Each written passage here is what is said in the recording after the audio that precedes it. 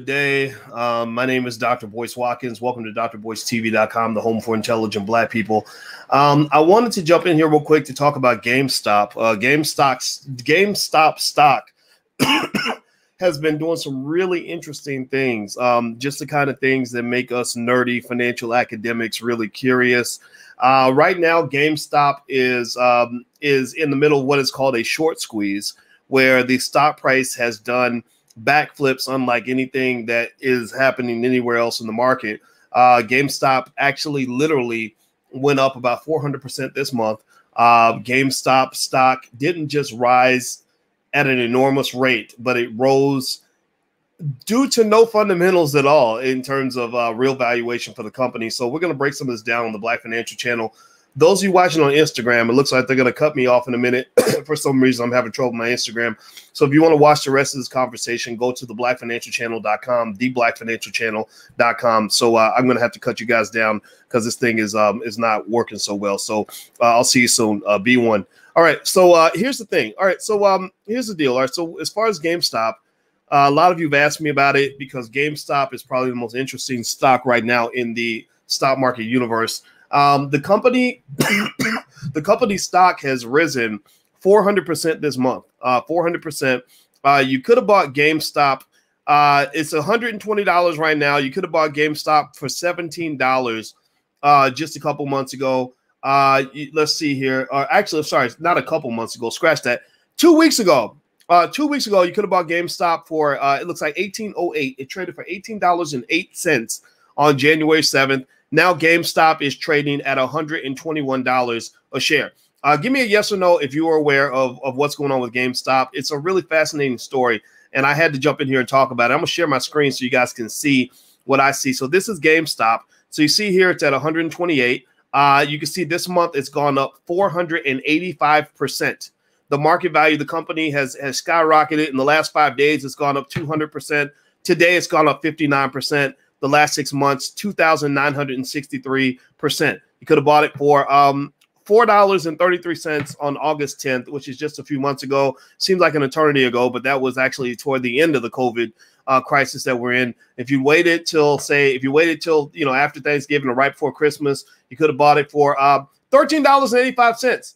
Now the bunch of crazy white boys on Reddit have driven the price up to $123. And the reason I say it that way is because this price movement is artificial. It's completely artificial. There is nothing about the fundamentals of this company that states that this stock should be where it is. This movement is so dramatic that it's probably prompting some sort of SEC investigation. It will probably put outlets like Reddit on the radar of the Securities and Exchange Commission. Because they've clearly shown this ability, this odd ability to move the entire market. This is driven by retail investors. We refer to them as the fish in the market. The fish meaning that they're new, not that they're stupid, but that they're new. And in poker, I'm a poker player, and the thing about a fish in poker is that a fishy player in poker is a person that plays with a whole lot of confidence, and they're slinging chips around, and they're not paying attention to the fundamentals, because they haven't gone through anything. They've never gotten their butts handed to them. They've never been body slammed from their stupidity. So they just don't know any better. They're like newborn babies touching the stove.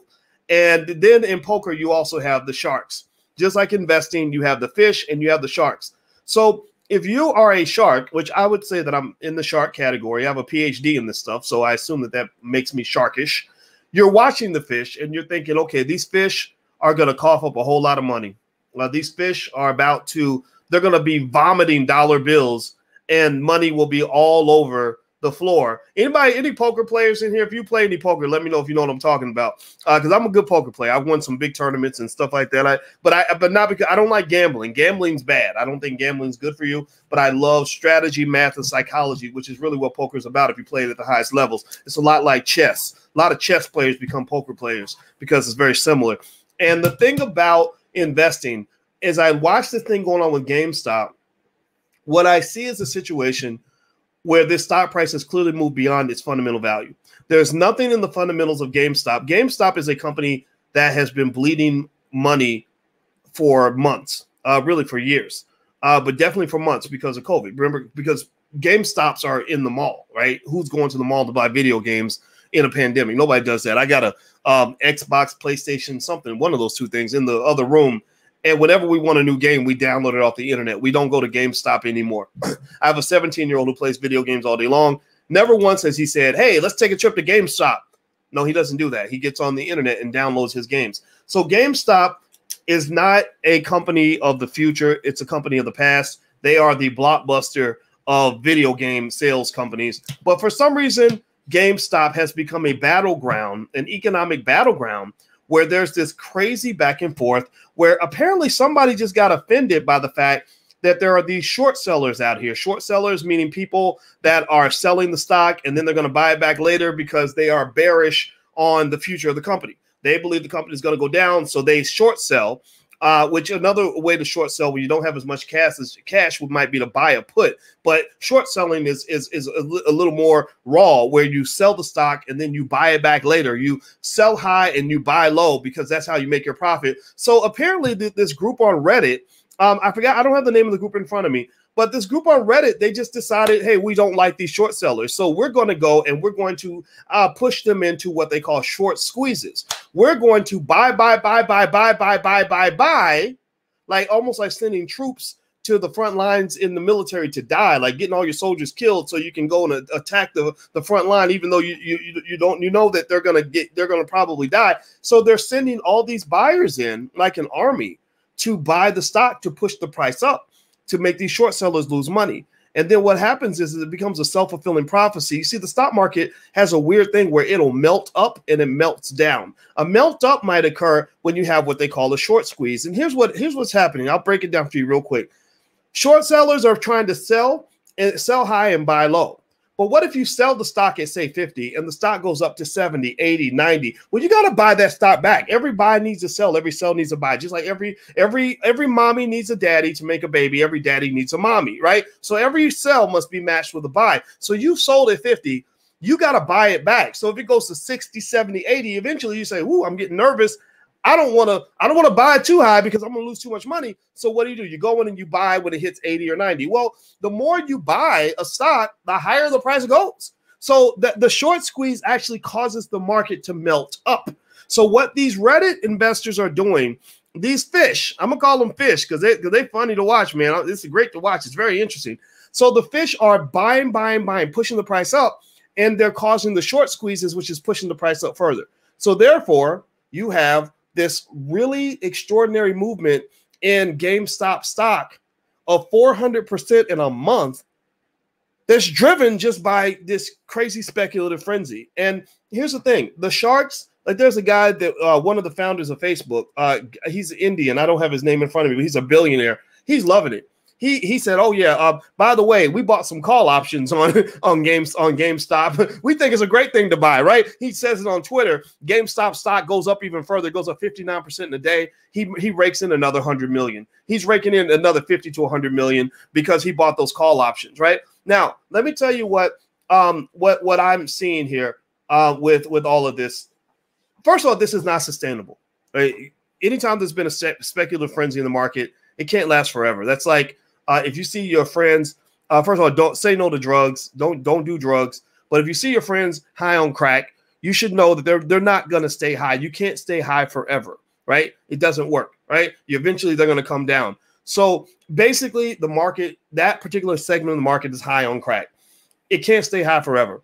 GameStop stock is going to pop like a balloon. Eventually, the price is going to plummet.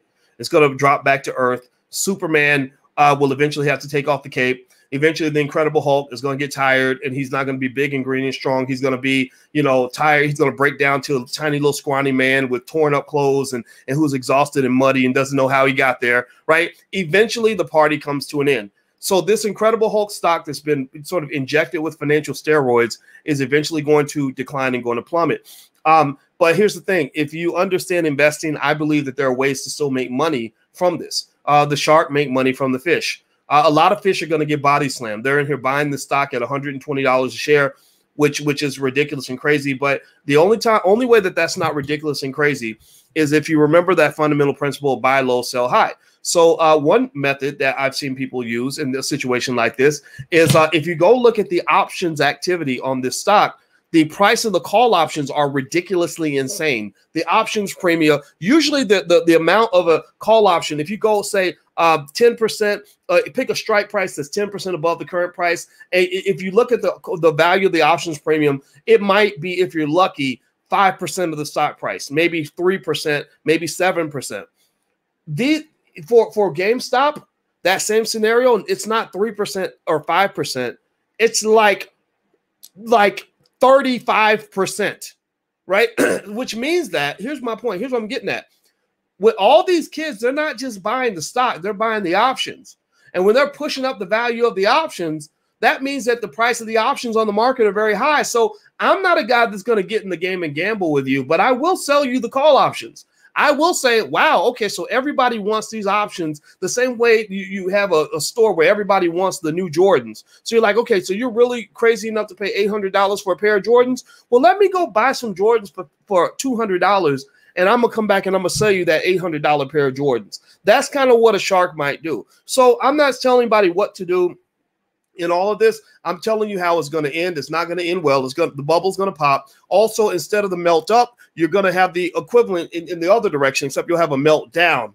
Remember, a lot of Robinhood traders, retail investors, are investing on margin. One of the things that Robinhood does that pushes up prices is they don't just attract a lot of young investors who are what we call uninformed investors, but they also borrow. They get a lot of margin. Well, the problem with that, though, is that once that bubble pops and the price starts dropping, well, then you start getting margin calls, which means that they hit up that 24-year-old and they say, hey, dude, you got to put another $5,000 in your account or we're going to sell your stock. Well, he's like, hey, bud, I don't have $5,000, man. I thought the stock was going to go up, dude. What are you talking about? Right. And then next thing you know, the Robinhood app goes in and says, okay, no problem. We're going to sell your stock.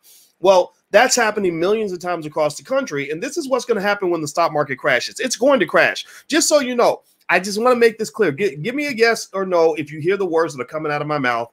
The stock market is definitely going to crash, but that does not mean you can't enjoy the party while it's popping, right? The party will eventually end. There's going to be lots of tears. There might even be some blood. You might find a dead body on the floor in the other room after the police arrive, but that doesn't mean you can't still enjoy the music and have a couple of drinks, because right now you're in the middle of a massive financial party.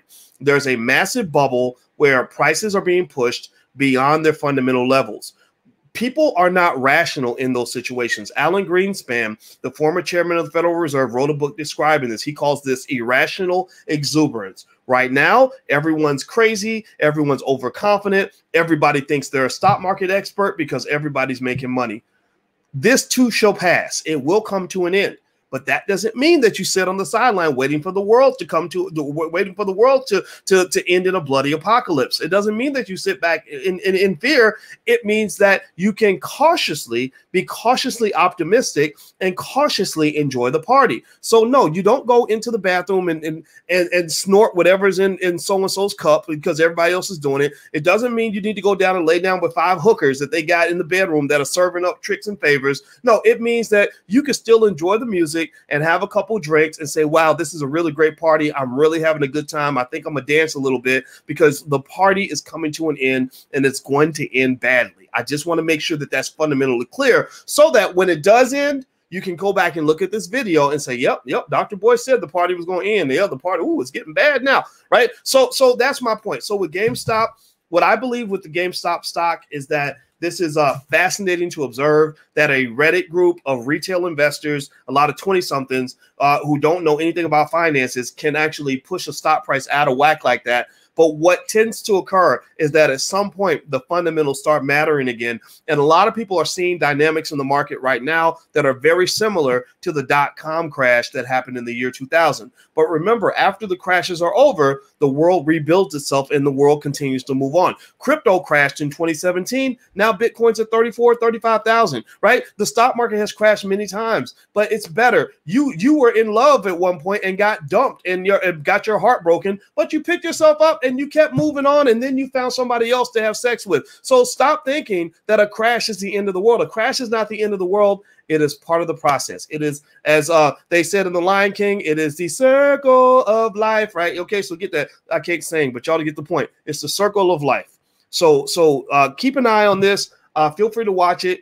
I'd be very careful about it if you touch it. If you do decide to jump in, I actually kind of had some fun with it. Actually, I actually sold some call options at a really high price and made a lot of money really fast. In this situation, you grab your money bag and you run. You don't hang out. And this is not a price you would buy GameStop as a long-term investment. This is more of a trade, not an investment. So traders are having fun with this, but I think it's all kind of messy, and I think it's going to also drive greater regulatory scrutiny from the Securities and Exchange Commission, because they have a whole new set of dynamics to deal with. Before COVID, actually, and before Robinhood, retail investors, individual investors, uninformed investors, 20-somethings without that much money couldn't really move the market like this. Now, the fact that they can move segments of the market in this way is going to cause them to probably come up with regulations to kind of monitor that a little bit. So I know I'm monitoring it because I think it's really fun to watch. So anyway, I got to go, guys.